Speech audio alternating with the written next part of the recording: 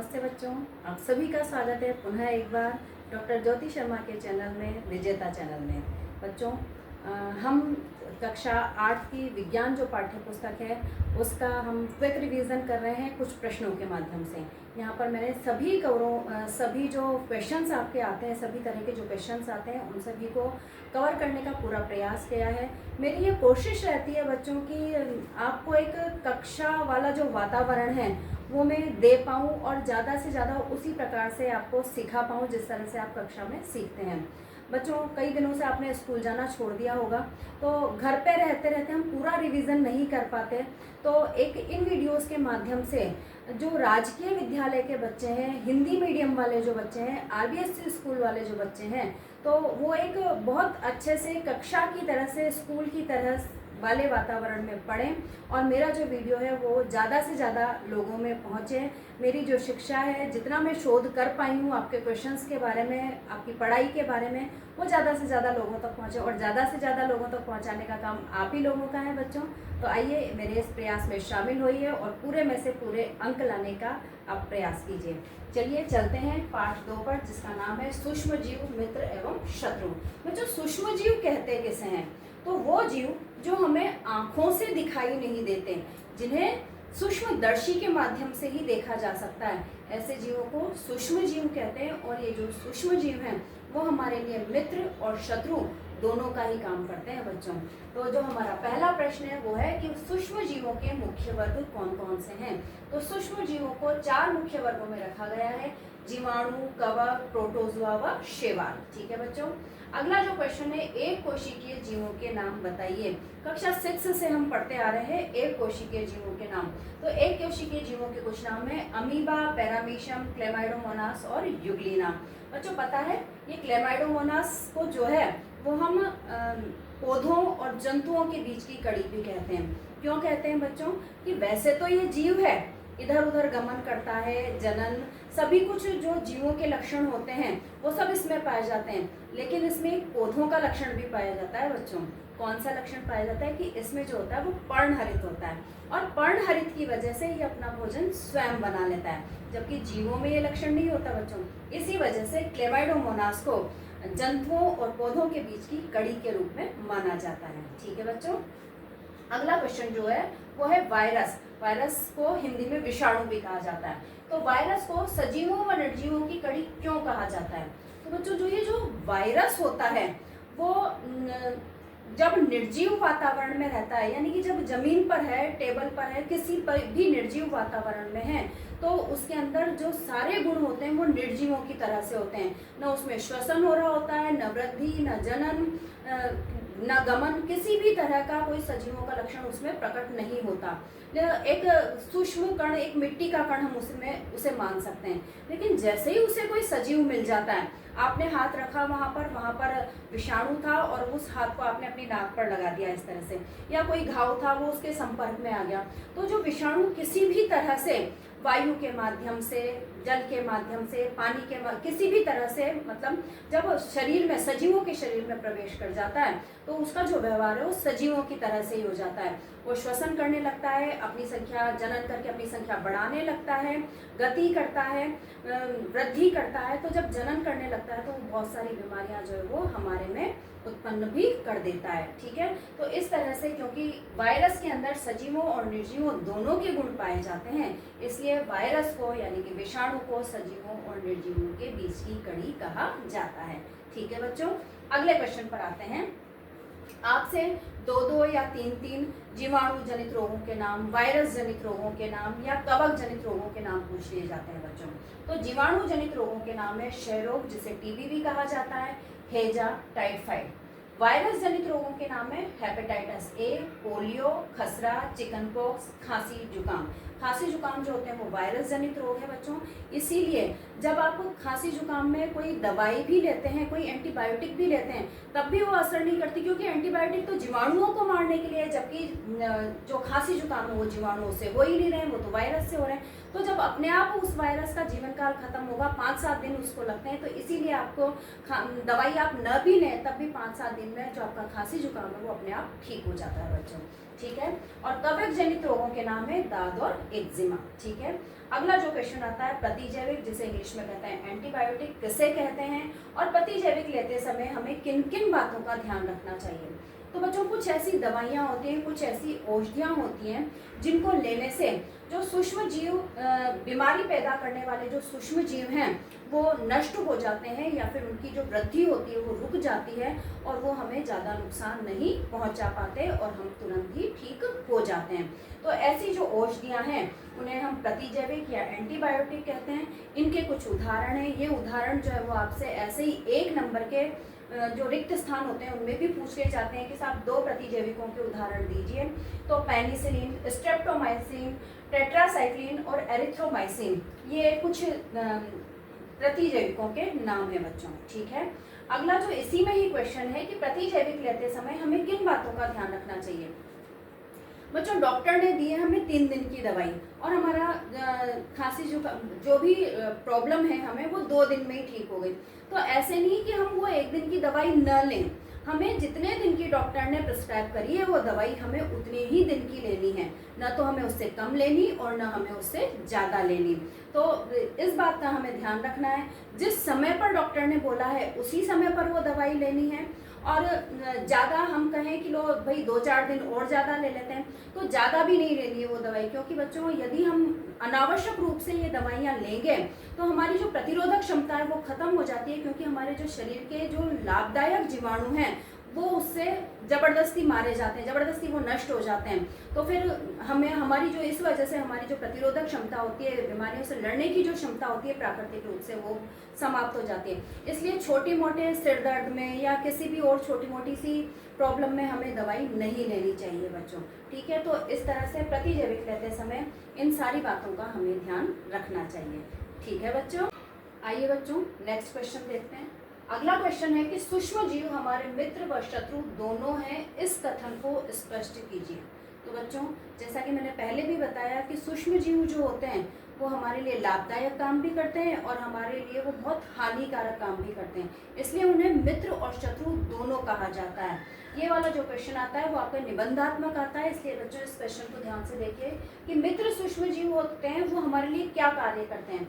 तो कुछ खाद्य पदार्थों के निर्माण में, जैसे बच्चों इडली है, तो ब्रेड है, केक है, तो बहुत जलेबी है, बहुत सारी जो चीज़ें हैं वो खमीर पैदा करके बनाई जाती हैं। तो उन सब के निर्माण में, खाद्य पदार्थों के निर्माण में जो मित्र सूक्ष्म जीव हैं वो हमारे काम आते हैं। सेकंड है अल्कोहल, शराब, एसिटिक एसिड जो कि सिरके में होता है, इन सारी चीज़ों के निर्माण में भी जो सूक्ष्म जीव होते हैं वो हमारे काम में आते हैं।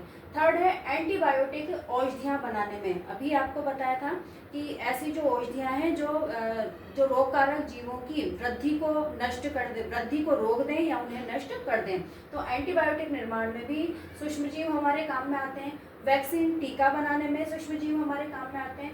मिट्टी की उर्वरता में वृद्धि करने में, अगर उर्वर नहीं हो मिट्टी तो मिट्टी की उर्वरता में वृद्धि करने के लिए भी, जैसे नीलहरित शैवालें, हरी खाद डाल दी जाती है, तो उसमें भी सूक्ष्म जीव हमारे काम में आते हैं। और पर्यावरण की शुद्धिकरण में, बच्चों आपने देखा होगा कि कोई जीव जब पर्यावरण में मर जाता है तो हमें बहुत बदबू आने लग जाती है, पर 5-7 दिन बाद वो बदबू अपने आप समाप्त हो जाती है। क्यों हो जाती है बच्चों? क्योंकि जो पर्यावरण के जो जीवाणु वगैरह हैं वो पर्यावरण को, उन जीवों को खाकर और उन्हें नष्ट कर देते हैं। उनके जो यौगिक होते हैं, कार्बनिक यौगिक होते हैं, वो उन्हें खाकर उन कार्बनिक यौगिकों को वापस से मिट्टी में मिला देते हैं।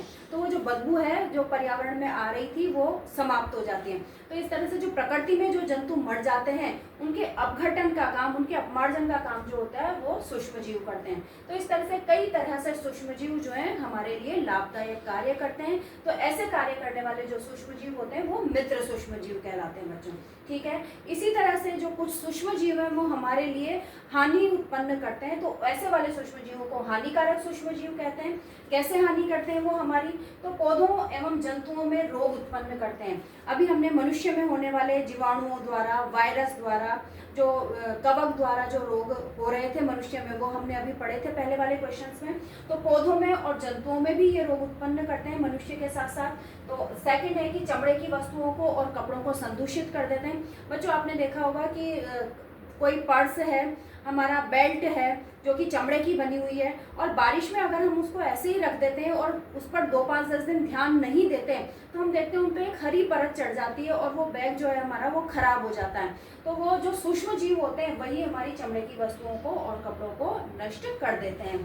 थर्ड है खाद्य पदार्थों को विषाक्त करने में भी हानिकारक सूक्ष्म जीव योगदान देते हैं। बच्चों आपने देखा होगा कि अचार है, ब्रेड होती है, रोटी होती है, सब्जी खराब हो जाती है, गर्मियों में सुबह की सब्जी शाम को खराब हो जाती है, उसमें से बदबू आने लग जाती है, अचार पर और रोटी पे वो काली काली परत छा जाती है। तो ये जो सूक्ष्म जीव होते हैं वो हमारे खाद्य पदार्थों को भी विषाक्त कर देते हैं। तो इस तरह से सूक्ष्म जीव जो होते हैं कई प्रकार से हमें हानि पहुंचाते हैं और इसीलिए ये हानिकारक सूक्ष्म जीव कहलाते हैं। तो बच्चों इस तरह से हमारे मित्र और शत्रु दोनों का काम ये सूक्ष्म जीव करते हैं। इस तरह से इनके जो फायदे हैं और इनके जो नुकसान हैं ये दोनों हम देख के इस कथन को स्पष्ट कर सकते हैं।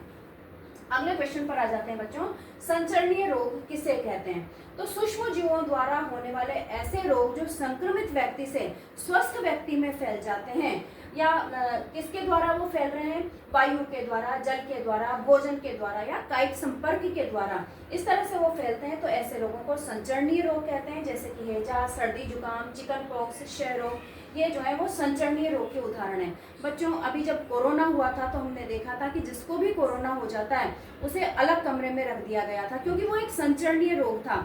हम खांसी जुकाम अगर घर में किसी को एक जने को हो गया है और वो बिल्कुल सावधानी पूर्वक नहीं रह रहा है, ऐसे ही छींक रहा है, ऐसे ही खांस रहा है बिना रुमाल के उपयोग किए, हाथ नहीं धो रहा है, तो हम देखते हैं कि सभी घर के सभी सदस्यों में खांसी जुकाम का रोग हो जाता है। तो वो इसी वजह से कि वो जब खांस रहा है या छींक रहा है तो उसके जो वायरस हैं, खांसी जुकाम वायरस से होते हैं, पता है आपको, तो उसके जो वायरस हैं वो वायु में चले जाते हैं, हमारे घर के पर्यावरण में चले जाते हैं, और उस हवा को जब हम श्वास के द्वारा, उस वायु को जब हम श्वास के द्वारा अंदर ग्रहण करते हैं तो हमारे अंदर वो वायरस चले जाते हैं और हमें भी वो जो रोग है वो हो जाता है।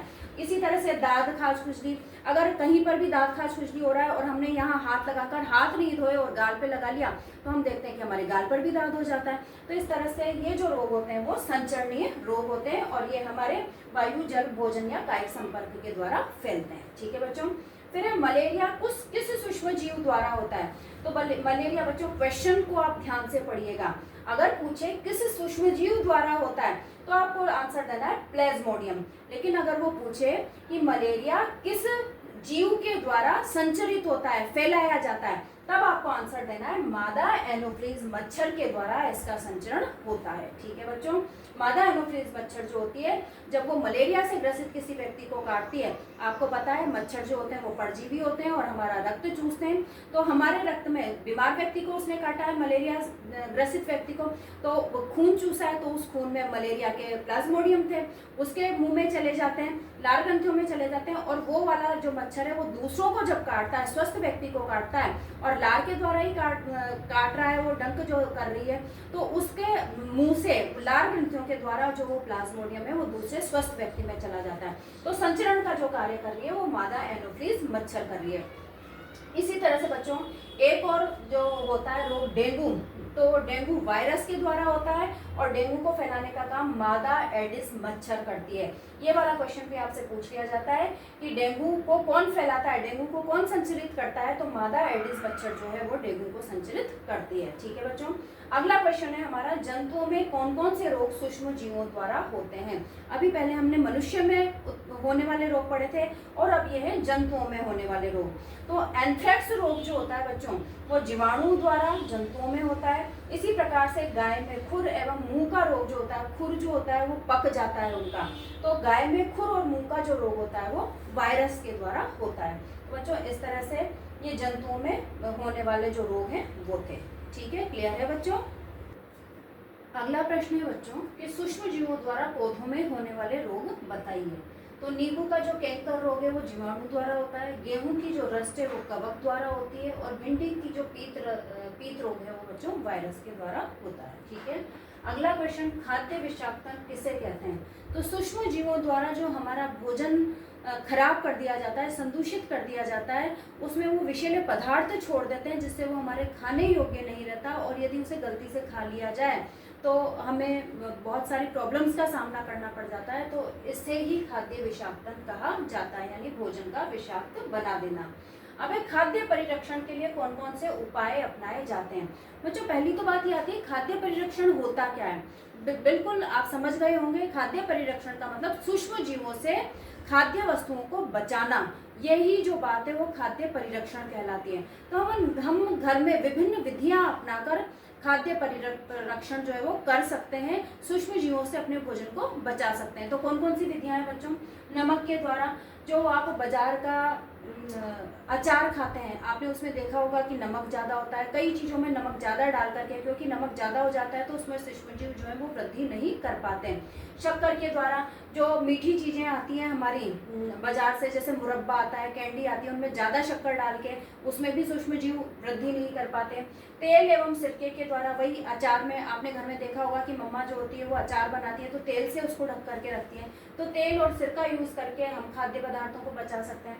गर्म एवं ठंडा करके, सब्जियों को हमें अगर सुबह से शाम रखना है या दूध को रखते हैं तो गर्म करके ही रखते हैं, ठंडा करके फ्रिज में रख देते हैं हम। भंडारण एवं पैकिंग के द्वारा हम इन चीज़ों का भंडारण करते हैं, तो जैसे ड्राई फ्रूट्स हैं या मठरी बनाई है, तो वायुरोधी जो डिब्बे होते हैं, एयर टाइट डिब्बों में हम इनका भंडारण और पैकिंग किस तरह से बच्चों? जो बाजार वाले होते हैं, आपने देखा होगा कि जो चिप्स कुरकुरे वगैरह आते हैं तो उनकी थैलियाँ कितनी फूली हुई होती हैं, जबकि उनमें जो कुरकुरे होते हैं, चिप्स होते हैं, वो कितने से निकलते हैं बच्चों? तो उनमें क्या होता है कि भाई वो लंबे समय तक खराब ना हो, इस वजह से उनमें नाइट्रोजन गैस भर दी जाती है। नाइट्रोजन जो गैस होती है वो बिल्कुल अल्प क्रियाशील या बिल्कुल वो क्रियाशील होती ही नहीं है, तो वो जो खाद्य पदार्थ भरा है उसके जो ऑयली घटक हैं उनसे वो क्रिया नहीं करती, और वो क्रिया नहीं करती तो कोई गंध, उसमें गंदी जो गंध होती है वो नहीं उत्पन्न होती और उनका स्वाद खराब नहीं होता, और वो लंबे समय तक, अगर वो 6 महीने तक भी उनका बिके न दुकान वालों का वो जो पैकेट है, तब भी वो उसके अंदर खाद्य पदार्थ जो है वो सुरक्षित रहता है। तो भंडारण एवं पैकिंग के द्वारा और रसायनों के द्वारा, बाजार में कुछ रसायन आते हैं बच्चों, उनको डालकर भी हम खाद्य पदार्थों को सुरक्षित रख सकते हैं। ठीक है, नेक्स्ट क्वेश्चन है कि 2 रसायनों के नाम बताओ जिनसे खाद्य परिरक्षण किया जाता है, खाद्य पदार्थों को बचाया जाता है। तो सोडियम बेंजोएट और सोडियम मेटाबाइसल्फाइड, ये 2 रसायन है बच्चों जो खाद्य परिरक्षण में काम में लिए जाते हैं। तो ये वाला क्वेश्चन आपसे कई बार पूछ लिया जाता है कि 2 रसायनों के नाम बताइए जो खाद्य परिरक्षण में उपयोग में लिए जाते हैं, आपको ये पता होना चाहिए। फिर है पाश्चुरीकरण किसे कहते हैं? तो बच्चों आपने देखा होगा कि जो सरस दूध आता है, जो डेयरीज पर, इस तरह की सरस डेयरी पर जो पैकेट वाला जो दूध आता है कह सकते हैं, तो वो पैकेट को लाकर हम ऐसे ही यूज़ कर सकते हैं बिना गर्म किए हुए, वो ठंडा रखते हैं उसमें और वो लंबे समय तक खराब नहीं होता। तो वो क्यों लंबे समय तक खराब नहीं होता? इसलिए बच्चों की वो क्या करते हैं कि दूध का पाश्चुरीकरण कर देते हैं पहले से ही। तो दूध को 70 डिग्री सेंटीग्रेड पर 15 से 30 सेकंड के लिए गर्म करते हैं और उसे तुरंत ठंडा कर दिया जाता है बच्चों। बर्फ की सिल्लियों में बहुत ठंडे पानी में उसको रख के पहले तो 70 डिग्री पर गर्म कर लिया, काफ़ी देर ज़्यादा तापमान पर उसको गर्म कर लिया और फिर उसे तुरंत ठंडा कर दिया। तो इस तुरंत ठंडे करने में और 70 डिग्री सेंटीग्रेड तक गर्म करने में उसमें जो जीवाणु थे वो नष्ट हो जाते हैं, सूक्ष्मजीव उसके नष्ट हो जाते हैं और वो लंबे समय तक जो है वो खराब नहीं होता और उसका उपयोग हम बिना गर्म किए भी कर सकते हैं। ठीक है बच्चों, इसी बात को पाश्चुरीकरण कहते हैं और लुई पास्टर ने इसकी खोज की थी बच्चों। नेक्स्ट क्वेश्चन है नाइट्रोजन स्थिरीकरण किसे कहते हैं? तो सूक्ष्म जीवों के द्वारा वायुमंडल में जो नाइट्रोजन स्थिरीकरण का कार्य किया जाता है उसे नाइट्रोजन स्थिरीकरण कहते हैं और ये जो कार्य है वो नाइट्रोजन चक्र द्वारा किया जाता है बच्चों। अब क्या होता है कि नाइट्रोजन 78% नाइट्रोजन है, आपको पता है वायुमंडल में जो सबसे ज़्यादा गैस है वो नाइट्रोजन ही है। तो जो पौधे और जो जंतु होते हैं वो इस नाइट्रोजन का उपयोग सीधे नहीं कर सकते। जैसे हम ऑक्सीजन का उपयोग सीधे कर लेते हैं, कार्बन डाइऑक्साइड को सीधे छोड़ देते हैं, लेकिन नाइट्रोजन का उपयोग हम सीधे नहीं कर सकते।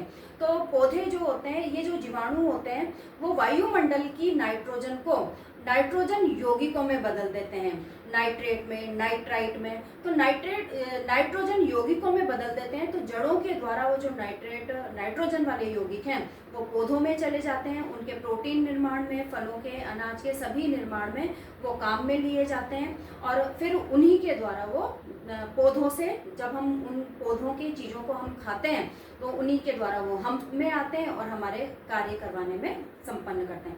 जब बच्चों वो पौधे मर जाते हैं, सूख जाते हैं, या जो जीव हैं वो मर जाते हैं, तो वही जो जीवाणु होते हैं वो सूक्ष्म जीव ही उन मृत पदार्थों को खा करके और अपघटन कर देते हैं। वो जो प्रोटीन बना था या जो नाइट्रोजन से बनी हुई जो चीज़ें थी उन सबका अपघटन करके वो वापस से प्रकृति में, उन्हें मिट्टी में वापस से उन्हें पहुंचा देते हैं। और जो नाइट्रोजन होती है वो पुनः एक बार नाइट्रोजन यौगिकों से नाइट्रोजन में मुक्त हो जाती है और वो वायुमंडल में चली जाती है। यानी जीवाणुओं से ये क्रम शुरू हुआ था नाइट्रोजन को, वायुमंडल की नाइट्रोजन को लेने का, और वो समाप्त भी कहाँ पर हो रहा है? वापस से जो जीवाणु हैं वो ही नाइट्रोजन को मुक्त कर रहे हैं, नाइट्रोजन यौगिकों से मुक्त करके वापस से वायुमंडल में मुक्त कर रहे हैं। तो इस तरह से जो चक्र बन जाता है उसे नाइट्रोजन चक्र कहते हैं, और इस नाइट्रोजन चक्र के द्वारा ही वायुमंडल में नाइट्रोजन स्थिरीकरण का कार्य किया जाता है। ठीक है बच्चों, अगला जो क्वेश्चन है, नाइट्रोजन स्थिरीकरण करने वाले जीवाणुओं के नाम बताइए।